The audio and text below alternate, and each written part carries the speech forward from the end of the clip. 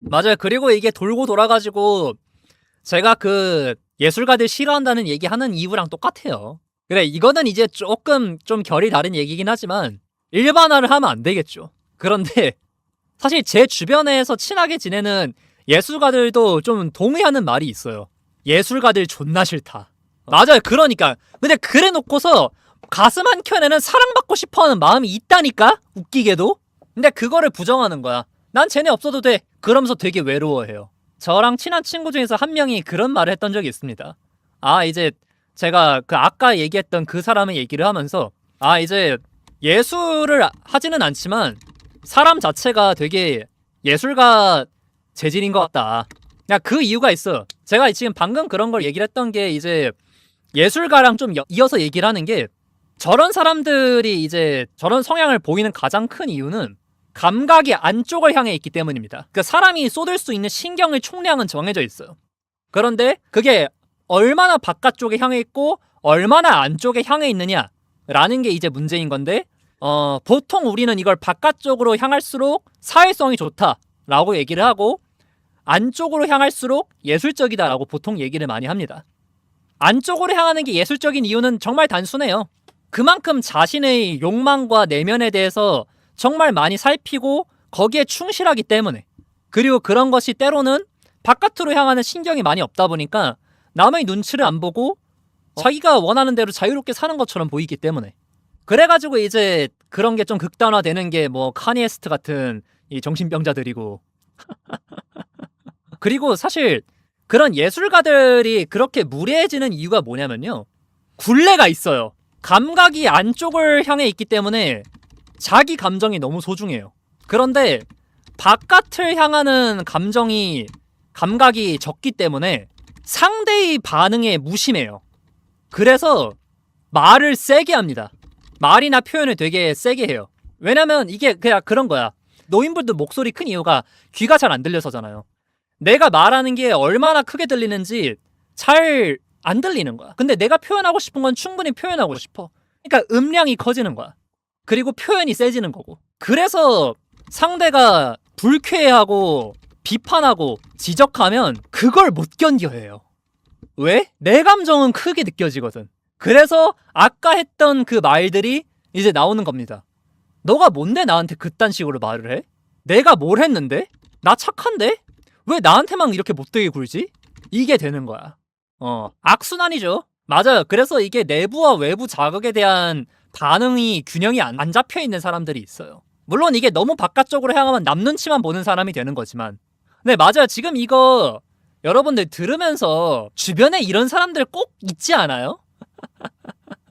이건 지극히 개인적이지만 저도 자폐증 진단 받고 나서 세상이 달라졌는데 왜 사람들이 그런 리액션을 했는지 이제야 이해가 가서, 맞아요. 정확히 그거예요. 그러니까 뭐 제가 의사가 아니다 보니까 정확하게 말을 하면 안 되겠지만은 제가 느끼기엔 이게 자폐예요.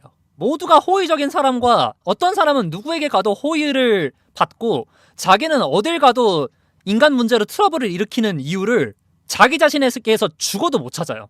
왜냐면 내 감정은 너무나도 소중하고 정교하고 완성도가 있거든. 그래서 여러분들 이래가지고 이제 제가 저런 예술을 하진 않는데 예술가 기질이 있는 사람에 대한 얘기를 이제 친한 친구에게 했더니 그 친구가 가만히 듣다가 그 얘기를 하더라고.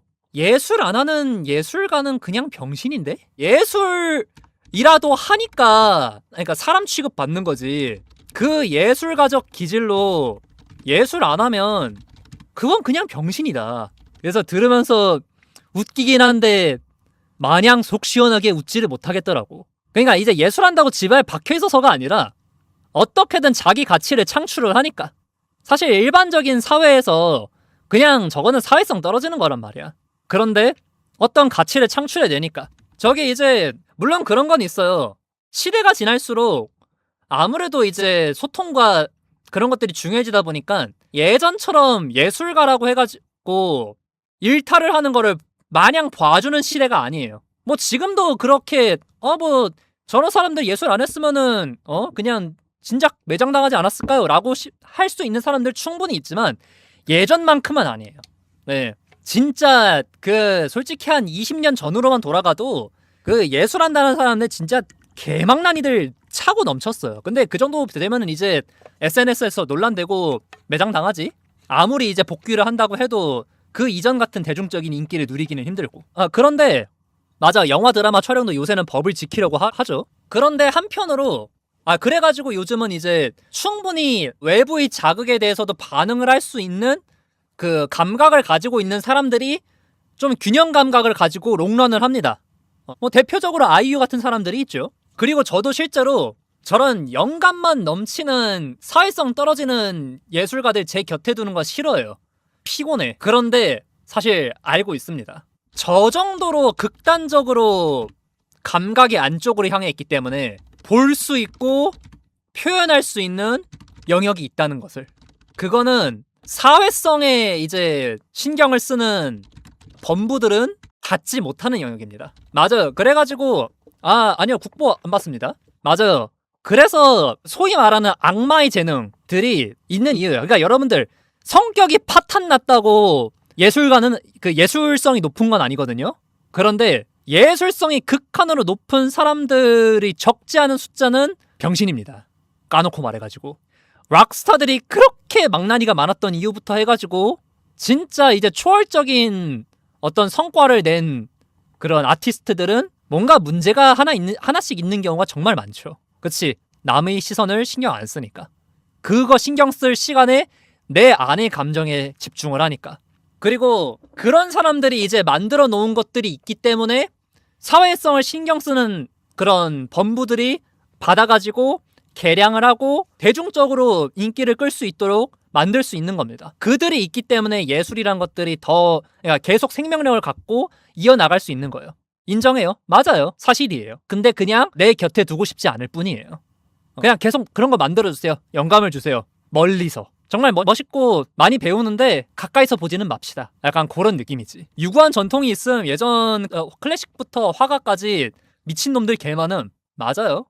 물론 이제 날이 갈수록 그거를 용인하지 못해주는 사회가 되고 있긴 하지만 그래, 인간으로 말고 작품으로 만납시다. 왜냐면 난 사람이 싫으니까.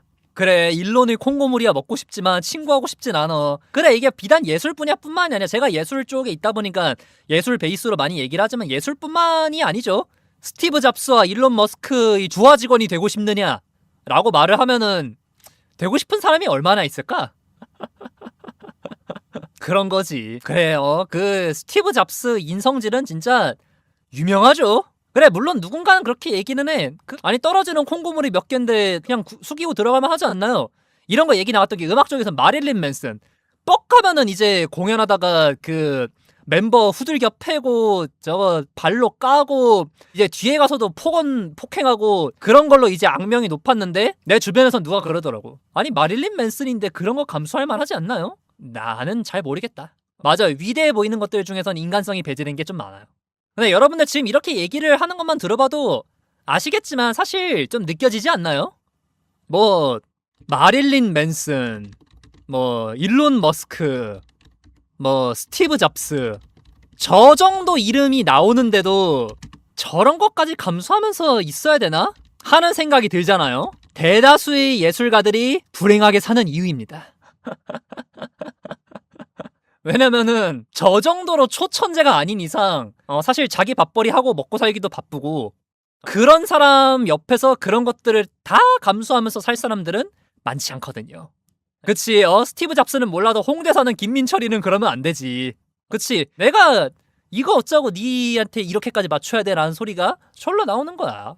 그래가지고 제가 이번에 또 지금 광고가 하나 떠가지고 봤는데 이제 어떤 각종 분야 커뮤니티를 만들고 있다라는 알람이 떠가지고 들어가 봤는데 뭐 분야가 여러 개 있더라고요. 뭐 기획자, 뭐 마케터, 뭐 예술가, 작가, 유튜버, 자영업자 이렇게 카테고리가 여러 개 나눠져 있길래 어디 들어갈까 해서 이제 각자 이제 비용이 들어가가지고 좀 신중하게 선택을 하려고 했어요. 그래서 일단 이거 3개를 체크해 놨다가 이걸 지웠어요. 어차피 이제 나랑 그런 예술관을 좀 함께할 만한 사람들이 많지도 않은데 불특정 다수의 예술가랑 섞여서 내가 과연 얻어갈 게 많을까 잃을 게 많을까 뭔가 그냥 돈은 돈대로 나가고 스트레스만 받을 것 같은 거야. 그래가지고 여기는 걸렀고, 작가는 그래도 좀 나아요. 작가도 이제 좀 특이한 사람들 많기는 한데 그래도 이게 조금 그 군대식 문화가 있어서 그런가? 서열이나 이런 게 좀 있어서 그런가? 아니면은 좀 더 차분한 문화라서 그런가? 여기는 그래도 좀 더 나아. 그치. 그리고 뭐 기본 베이스가 책이란 걸 읽으니까. 그리고 유튜버는 사실 여기는 이제 좀 반신반의하고 있긴 한데 어쨌든 간에 마케팅적인 부분에서 좀 의식을 많이 하는 크리에이터라는 점에서 그래도 좀 한번 관심을 가져봤어요. 근데 아마 여기서 나 별로 건질 거 없을 수도 있어. 왜냐면 유튜브에서 내가 되게 독특한 포지션이어가지고 나 같은 방송하는 사람들이 많지가 않아서. 지금 나 롤큐 들어가가지고도 뭐 얘기할 사람이 없어. 다 이제 그 게임 방송하는 사람들이지 나 같은 사람은 없고. 그래가지고 명예오랩이랑 같이 뭔가 해보고 싶었던 것 같은데 그쪽도 나랑 색깔이 다르다고 해가지고 고사했고. 그래서 일단 큰 기대는 안 하고 있어요. 결정사 아니에요. 결정사가 아니고 그냥 커뮤니티. 결정사? 글쎄 내가 진짜 결정사까지 갈까? 내년에 짝 못 찾으면 진짜 갈지도? 근데 이제 그때는 그 직업란에 개인 방송인이 아니라 프리랜서가 아니라 그 사업가로 이름 넣겠지. 진짜 이 체급에 이렇게까지 외딴 섬인 스트리머는 유일한 것 같음. 어쩌면요. 이제 소셜링 사업이죠. 공간 대여업보다는. 그치. 이젠 어엿한 자영업자 유아람입니다. 정확히는 이제 컨텐츠 제작업이라고 하면 되긴 할 거야. 어쨌든 간에 오프라인 상에서 하는 소셜링을 비롯해가지고 내가 이제 그 외부적으로 하는 것들도 있기는 하니까. 최근에 올라온 영상은 좀 슬펐습니다. 슬픈 이야기죠. 하지만 어떻게 보면 따뜻한 이야기이기도 합니다. 오늘은 이제 약간 끝머리쯤에 오셨군요. 그래서 오늘 이야기를 좀 길게 했는데 뭐 갈무리를 하자고 하면 그렇습니다. 결이 맞는 사람, 결이 안 맞는 사람 다 장단점은 있는데 어쨌든 간에 중심을 잡는 거는 자기 객관화를 통해서 이루어지는 거고, 그리고 그 자기 객관화가 안 되는 못난이 예술가들 존중하고 사실 한편으로는 그들을 진심으로 사랑합니다만 멀리서만 사랑하고 싶습니다. 그게 이제 약간 오늘의 결론인 것 같아요. 그치, 물론 제가 이제 어떤 자기 객관화라는 것에 대해서 마냥 좋게만 얘기하긴 했는데요. 자기 객관화를 통해서 결국에 자아를 포기해야만 하는 사람들도 있기는 해요. 그거는 나중에 한번 따로 토픽으로 다룰게요. 이거는 내가 메모해 놔도 되겠다. 포기해야만 하는 자기 객관화도 있거든요. 슬프게도. 그리고 그거는 때로는 정체성의 이야기가 될 때도 있습니다. 자, 그래요. 근데 이제 여러분들 약간 이제 이 방송도 슬슬 좀 정규 방송 느낌 나지 않나요? 원래는 이제 유아람 그 최소한 일주일에 한 번은 켜야 되니까 날 정해서 켜는 그런 쫄래쫄래 와가지고 그냥 사담이나 하다 가는 느낌이었는데, 그래도 조금 더 이제 내용적으로도 그렇고 구성에 있어서 주체적인 느낌이 좀 있지 않나요? 그쵸? 이제 서브 느낌은 아닌? 그치? 잡다람에서 머무르다가 된? 좀 뿌듯하네요. 그래도 이쪽에서는 어쨌든 간에 다른 것들에 비해서 좀 빠르게 좀 상황이 정리가 되는 것 같아가지고 매주 해주니까 기억하고 찾아왔음. 아유 좋습니다. 다음 주에는 제가 아마 좀 늦게 올 것 같아요. 한 10시쯤에 올 것 같은데 그거는 공지 좀 해두겠습니다. 머무르다도 휴방한다 안 한다는 따로 공지해주면 좋겠어잉. 그래야죠. 저도 이제 정규 방송이라 생각하고 그렇게 해야죠. 네, 여러분 여기 오신 분들은 꼭 기억해주세요. 제가 또 따로 공지 쓰긴 하겠지만 다음 주에는 심야 방송입니다. 다음 주에는요. 자, 그러면은 머무르다에서만 할 수 있는 것 중 하나, 방정복음 틀기.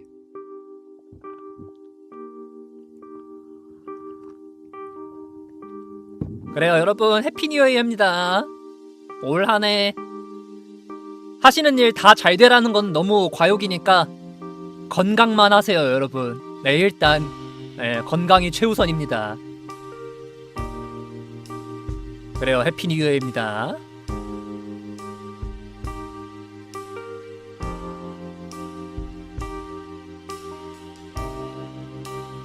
그래요, 일단 좀 삽시다.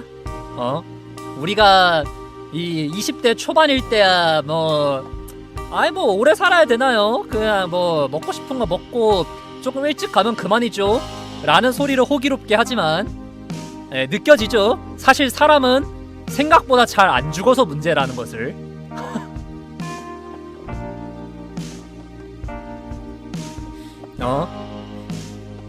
아프다고 해서 그냥 빨리 죽을 수 있으면은 우리네 인생이 이렇게 힘들지는 않을 건데 그러니까 생각보다 잘 죽는데 또 잘 안 죽어요. 우리네 질긴 목숨 잘 보존하면서 삽시다. 언제 죽을지 모르는데 건강하게 살다 가야지.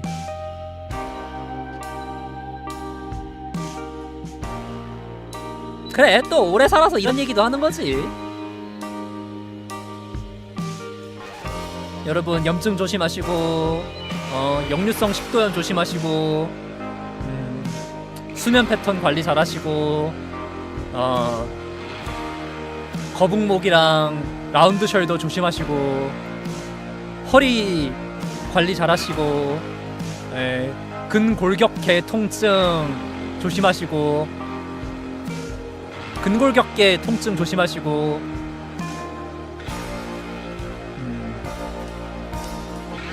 안구 건조 조심하시고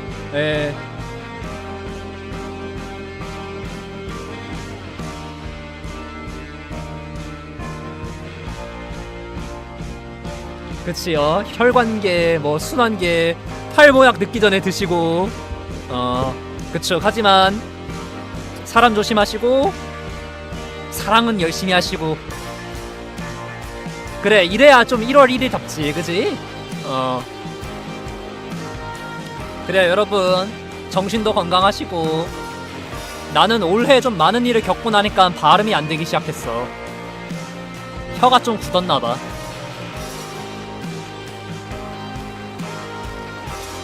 그래요 날 추운데 감기 조심하시고 빙판길도 조심하세요.